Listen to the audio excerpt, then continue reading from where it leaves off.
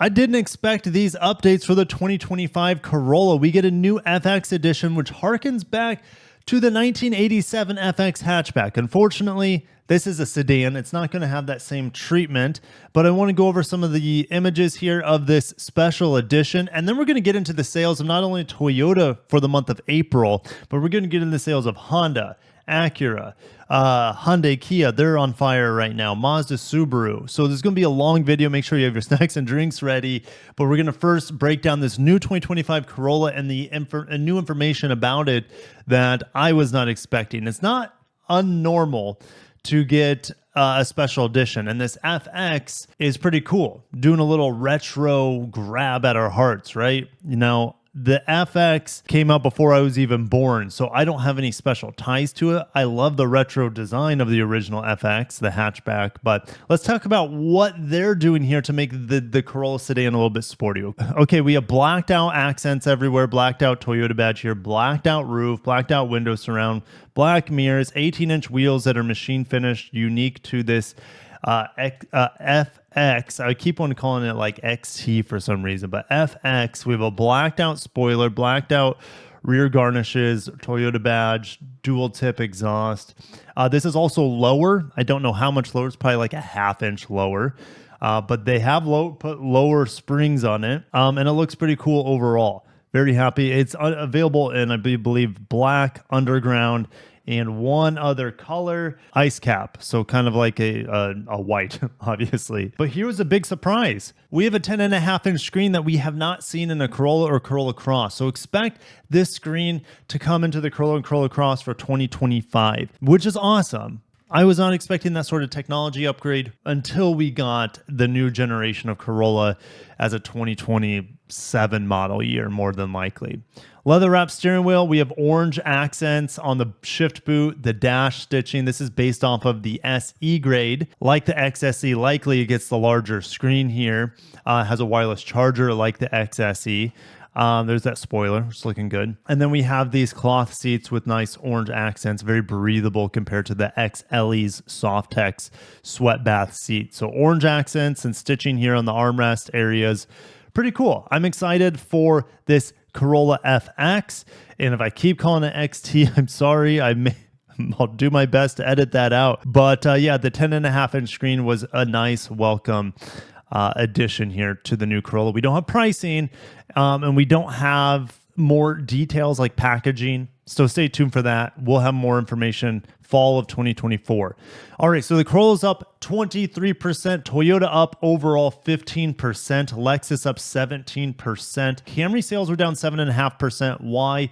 Well, it's because of the new model change. Sales of the RAV4 rose 27%. Even though the RAV4 is getting a little long in the tooth, it's not stopping people from flocking to it. It's Toyota's best-selling vehicle here in the United States and probably worldwide as well. Tacoma down 17%. Watch my video talking about, well, several videos talking about why it's not selling well. We have supply chain disruptions in Mexico, staffing issues in Mexico, and we also have the issue of its price. It starts at about $35,000, and I'm driving a Gladiator this week. My review will be up tomorrow, and I think I would pick the Gladiator over the new Tacoma. You might be saying I'm absolutely nuts, but you can get Gladiators for really good deals. You have a bulletproof V6 in there, not a turbo 4-cylinder. You have a nice bulletproof, also ZF 8-speed auto on there, and you get this cool Jeepy vibe to it, and you have better space in the back seats compared to the Tacoma too. It's interesting. Now, the Tacoma handles much better on the road, has better road manners. It feels more stable, and the steering feels much better on the Tacoma. Yeah, I think I like for the money anyways, currently where the market is, Gladiator's a better buy for the Jeep. Anyways, let's keep moving. Prius is on a stop sale due to faulty door handles on the recall. The Tundra's engine has been recalled, and the Lexus LX's engine has been recalled, and it's just kind of a mess for Toyota right now. And there's also the scandal that just came out with them modifying safety testings over in Japan. Doesn't affect us here in North America, at least that I'm aware of. Anyways, they've just not been in the news for a lot of good things. And also, I didn't even mention the stop sale on Lexus GX and Land Cruisers. which is kind of like it's not being talked about. But Japanese automaker said they also sold 39% of its sales in May as electrified. All right, so here is the tally. I'm not going to get too much into this. If you want to pause here, we'll probably come back to this, but we're going to now go into individual models and makes. Now, Toyota will not publish an official sales document. Automotive News kind of has an inside scoop with their monthly sales, but Toyota will not produce monthly sales until Q2 is over. So early July, we'll be able to break down exactly which models are doing great, which ones are not. All right, so Honda and Acura up here on the list. Let's start with them. Sales total is the second best sales month of 2024. That's great to see. I don't want to read too much into highlights, things of that nature. I just love getting into this image right here, which is just their official sales. So let's start with the Accord. The Accord is down 33% on the month of May, 31% on a volume basis, and 33% on a daily selling rate. So that's not good for the Accord. Guys, the Accord is, why is it down so much? That's really, really worrying. Again, the Camry is only down 7.5%, despite it going through a full model change. All right. The Accord is down 17% on the year. It's worrisome. I like the Accord hybrid, but it is expensive for what you're getting, especially compared to the new Camry. And the new Camry is a better vehicle overall compared to the new Accord. So interesting. Civic, though, is carrying the load, up 48% on the month of May, down up 38% on the month. So the Civic absolutely crushing it. The Civic is a much better buy than the Accord, especially now that the Civic hybrids are hitting the market, and I cannot wait to drive the Civic hybrid. CRV up 11%, their cash cow. It's their highest selling vehicle volume wise. Even the HRV built in Mexico, they're finally able to get that supply up 45% on the year, 47% on the month. Odyssey's doing well, up 9%. Passport, well, the Passport is a tough recommendation. It's really long in the tooth. On the Pilot is redesigned. It's more modern. It drives better, has a newer transmission, etc. So the Pilot is a much better buy than the Passport, as we're waiting for a redesign on that Passport. Prologue, they sold 612 units in the month of May, 705 overall for their first fully electric. I shouldn't say the first because the Clarity was fully electric, but their first mass market EV in the United States. Pretty much a Blazer EV, right? Ridgeline down 65% on the month and down 26% on the year. Something funny is going on with the Passport and Ridgeline. Maybe it's a supply chain thing. That is really strange. All right. ILX, rest in peace. Moving on to Acura, right? Integra down 8% and on a volume basis for the month, down 17% on the year. It's not looking good. The problem, I think, with the Integra is that the Civic offers 95% of what the Integra does at a better price. And the market is being crimped a little bit with affordability. Yikes, not looking good for the Integra. TLX down 75% on the month and down 50% on the year. The TLX just got a refresh. I mean, it was a small one, a bigger screen, still kept the touchpad, slightly revised Diamond Pentagon grille, down 75%. The future is not looking good for that TLX. I hate to say it. But maybe it's a supply chain thing too. I just don't know. Acura is in a tough position right now. MDX had a rebound. It was up on the month of May, but still down 20% on the year. RDX is carrying the brand right now, up 16% on the month of May, up 38% on the year. So overall, Acura down 11%, while Honda is soaring at 14%. I'm worried for the TLX. I'm worried for the Integra a little bit right now. All right, we're getting into Kia here. If you can't tell, I just got a haircut, so I had to take a break, and we're resuming the sales of May, this time with Kia. All-time best monthly sales for Kia EV9. Well, it just came out. Sportage had the best May ever. And the second best sales month in company history in May. Holy cow. All right. Sportage Telluride Carnival EV6 and Nitro. Oh man, that was a Dodge, right? I saw one last week. It was pretty beat up. But yeah, the Nero hit an all-time sales record in May. People like affordable fuel-efficient cars, and the Nero, being a standard hybrid, hits that bill. Well, it also has a plug-in hybrid and an EV variant. Now, Kia doesn't give us percentages here, but they've sold 7,800 EV9 so far this year. Sold over 2,000 the month of May. They're almost outselling the EV6 at this point. It's really, really close in sales. Rio, rest in peace. We need affordable cars. Rio gone from the market. Forte is filling in as best as it can as that entry-level vehicle there. And the Forte up 8,000 units or so, 7,000 units on the year, up 3,000 on the month. Doing great. K5. The K5 sales are non-existent. I don't know what's going on here. 9,000 sales this year compared to 24,000 of last year. And there's a new refresh on it, but maybe those new refresh models aren't out yet. I'm not quite sure what's going on with the K5. Stinger, rest in peace. Soul, down about 6,000 units so far this year, but it had about a neutral month. So Soul not doing that great either, but it is one of their volume selling cars. Nero. Well, it had a great month, like we said, but it is actually down about 1,500 units on the year so far. Seltos, not as hot for the month of May, down about 1,000 units, and it's about flat on the year for the subcompact crossover, very popular segment. The Sportage, the most popular segment, the midsize, or some people call this technically, I think it's compact crossover, and then a Sorrento is technically midsize. But anyways, Sportage up 3,000 units on the month, up about 9,000 units on the year. Sportage kicking ass. Sorrento up on the month 1,000 units, up about 5,000 units on the year for the 3-row. It has just been refreshed. That maybe is helping drive some good volume there. Telluride is flat on the month and about flat on the year, and they sell a lot. This is their second best selling vehicle behind the Sportage. And then the next best selling after that is the Sorrento, and it's quite a bit behind it. So Telluride, slightly down on the year, but overall it's pretty much neutral. Carnival had its best May ever. It's up about 800 units, but yeah, they're up about 4,000 units on the year. They need to make more minivans. We see the demand for the Sienna.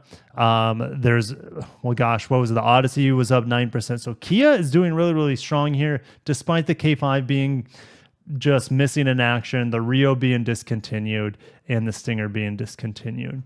Moving on to Hyundai, sister company of Kia. Hyundai Motor Sales, up 12% in May. Year-to-date, sales are up 2%. So they're gaining momentum as we head into summer. Best May for the Ioniq 5 and 6, for the Tucson Hybrid, for the Santa Fe Hybrid. And the Santa Fe Hybrid, I can't wait to drive it. I want to drive it so bad because it is an updated hybrid powertrain. It's more powerful hybrid, and it gets really good fuel economy with the new Santa Fe. I can't wait to test that. But the Palisade's doing well, and the Santa Cruz is too. EV volume for May is up 42% compared to last May. All right, so Elantra down 19%. Elantra just got a refresh, but sales are down on it. Ioniq 5 up 43% on the year, up 82% on the month. Ioniq 5 is still one of my favorite EVs out on the market. Ioniq 6 is real good too. It's just a little bit more cramped on the inside, but it is more efficient, just slightly. It's selling well for them as well. Kona up 48%.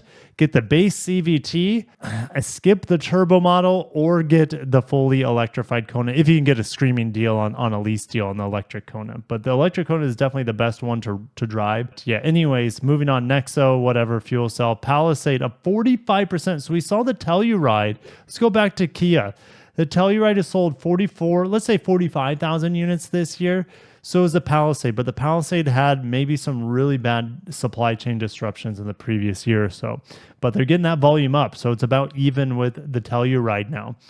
Santa Cruz, up 2% on the month, down 9% on the year. That's surprising. If they had a hybrid on it, they would be killing it. To give the Ford Maverick a direct competitor, they don't. So I don't know. Hyundai and Kia have great hybrids.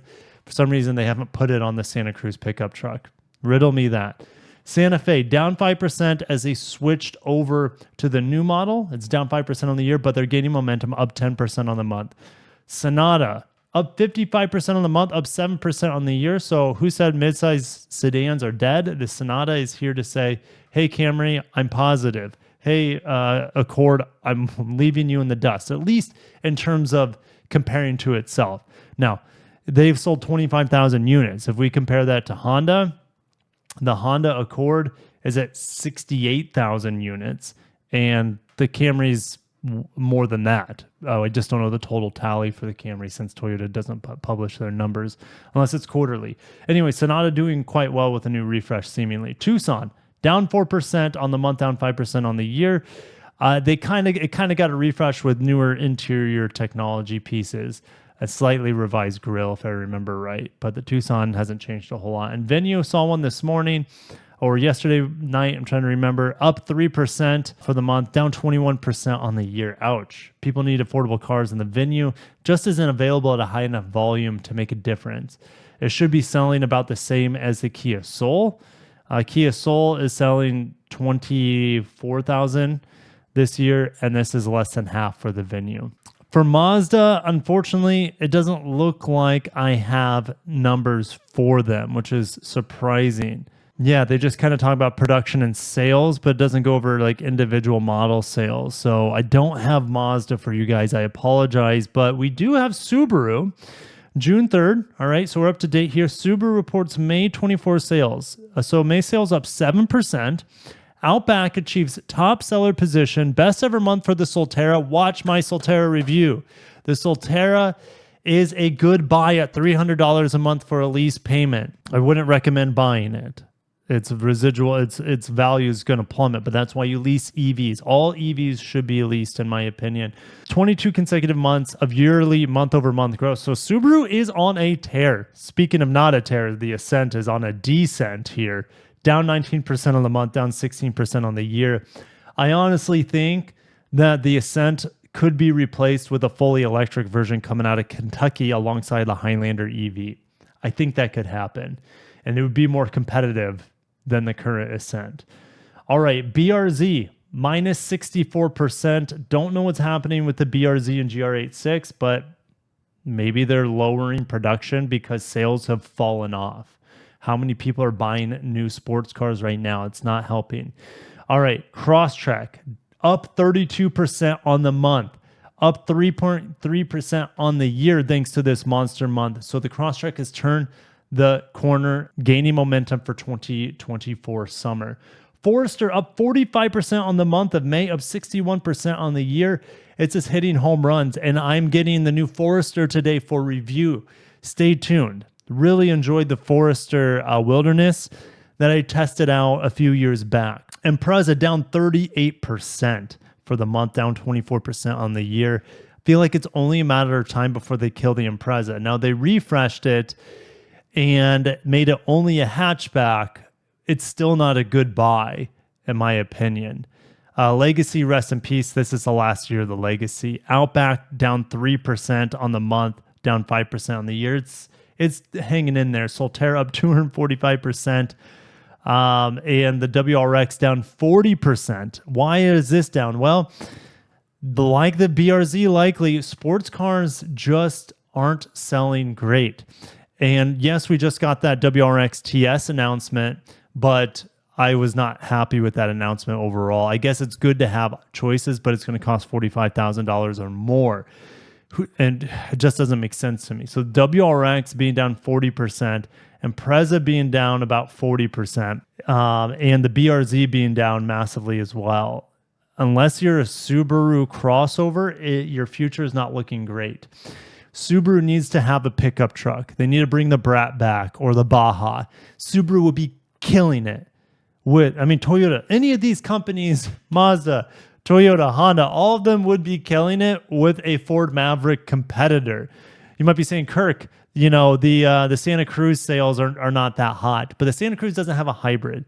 If any of them came out with a cutesy, affordable hybrid pickup truck, that gets around 40 miles per gallon, it's game on to Ford, right? Instead, Ford's just like licking their chops. Just that vehicle's just printing money for them. So WRX, I'm concerned about the future, but they are reducing volume on cars like the BRZ, the WRX, and probably even the Ascent that are not selling well. Why overproduce when they sit around on dealer lots? So they're probably reducing production on those specific models that are just not selling well enough for them. And who knows, will they kill some of these models? Legacy's gone and Preza might be gone before we know it. WRX, I sure hope not. So we have some semblance of sportiness in the lineup. But hey, wilderness models are proving that the customer wants more off-roady capable, more rugged looking things instead of sports cars like the WRX. But regardless of some of their vehicles' failures, since the Crosstrek, the Outback, and the Forester sell at such high volume, it is keeping the brand in the positive direction. So going back to automotive news here, I'm never able to pull a Genesis individual model sales, unfortunately. They were up 5% on the month, up 3% on the year. Genesis selling nearly 6,000 units, which is about half of what Acura is. So will Genesis catch up to them? No, I don't think so. But they have more compelling products top to bottom in their lineup compared to Acura at this point. And Genesis killing the G70 soon. It's not looking good for entry-level sedans, as the TLX and the Integra aren't doing well either. But I'll see you guys down below. A pretty busy month for these automakers. Overall, they're up 10%. You have some soaring, individual models soaring, and then you have some just completely disappearing and dwindling and fading. And it makes me worried about certain aspects of the industry for sports cars, for sedans, anything that's not a crossover. I'm a little bit worried about. Anyways, I'll see you guys in the comments below. It was good to get those updates on the Corolla that no one was expecting or even asking for. It's great to have the bigger screen as an option now. And yeah, it's a great tie over until we get a next generation in 2 to 3 years from now. I'll catch you guys in the next one. Peace out.